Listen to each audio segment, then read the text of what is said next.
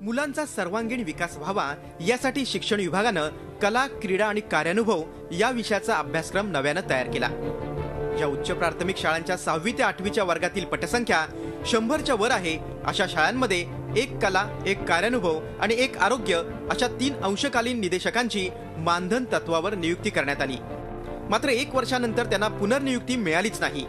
यासाठी या युवकांनी अनेक आंदोलनं केली, मंत्रालयाच्या चक्रा मारल्या, मात्र त्याचा काहीच फायदा झाला नाही। त्यामुळे या युवकांनी नागपूर औरंगाबाद खंडपीठात याचिका दाखल केली। न्यायालयानं 2014 मध्ये निकाल देऊन राज्यातील 1835 शाळांमधील 5505 अंशकालीन निदेशकांना पुनर्नियुक्ती देण्याचे आदेश दिले। मात्र 1 वर्ष उलटूनही शासनानं याबाबत कोणतीही कारवाई केली नाही। त्यामुळे पुन्हा कोर्टाचा अवमान करणारी याचिका युवकांनी दाखल केली। यावर शालेय शिक्षण आणि क्रीडा विभागानं एक परिपत्रक काढून अंशकालीन निदेशकाऐवजी अतिथी निदेशकांची नियुक्ती करण्याचे आदेश देणारं परिपत्रक काढलं।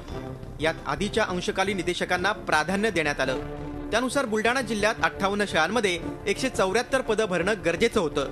मात्र गेल्या 3 महिन्यांपासून जिल्हा परिषद प्रशासनानं अद्यापपर्यंत कुठलीच कारवाई केली नाही। 7 ऑक्टोबर 2015 रोजी शासनाचा GR आला, परंतु 3 महिने उलटूनही अजूनपर्यंत या GR वरती अंमलबजावणी सुरू होत नाहीये। तर या संदर्भात शासनाने लवकरात लवकर निर्णय घ्यावा अशी आमची विनंती। गेल्या 3 वर्षांपासून अंशकालीन निदेशक हे बेरोजगार आहेत।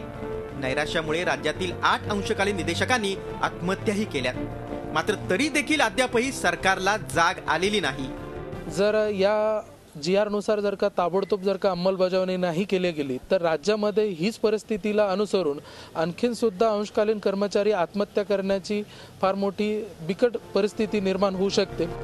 औरंगाबादमध्ये 2013 मध्ये या अंशकालीन निदेशकांनी 23 दिवसांचं आंदोलन केलं होतं। त्यावेळी पंकजा मुंडे आणि विनोद तावडेंनी या आंदोलकांना भेटून सत्ता आल्यानंतर प्राधान्यानं हा प्रश्न मार्गी लावू असं आश्वासन दिलं होतं। मात्र तेही आपलं आश्वासन विसरण्याची खंत अंशकालीन निदेशक बोलून दाखवतायत। आम्ही सत्तेमध्ये आल्यानंतर सगळ्यात पहिला मार्ग म्हणजे अंशकालीन कर्मचारीचा हा मुद्दा आम्ही मार्गी लावू व सगळ्यांना कायम नियुक्त्या देऊ असं सुद्धा त्यांनी त्या ठिकाणी आश्वासन दिलेलं होतं। कुठेही न्याय मिळत नाही म्हटल्यावर या अंशकालीन निदेशकांनी हेल्पलाईनशी संपर्क साधला। आमच्या प्रतिनिधींनी त्यांची भेट घेतली आणि त्यांना सोबत घेऊन जिल्हा परिषदेच्या शिक्षण अधिकाऱ्यांची भेट घेतली। त्यांनी दिलेली माहिती धक्कादायकच होती। सरकारनं नियुक्त्या देण्याबाबत परिपत्रक काढलं, पण त्यासाठी लागणारी आर्थिक तरतूदच केली नव्हती।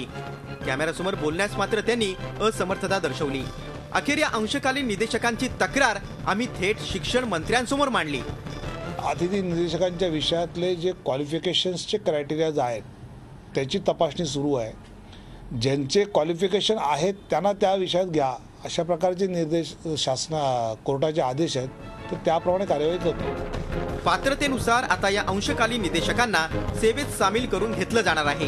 त्यामुळे लवकरच या अंशकालीन निदेशकांचा प्रश्न मार्गी लागेल अशी आशा करायला काहीच हरकत नाही।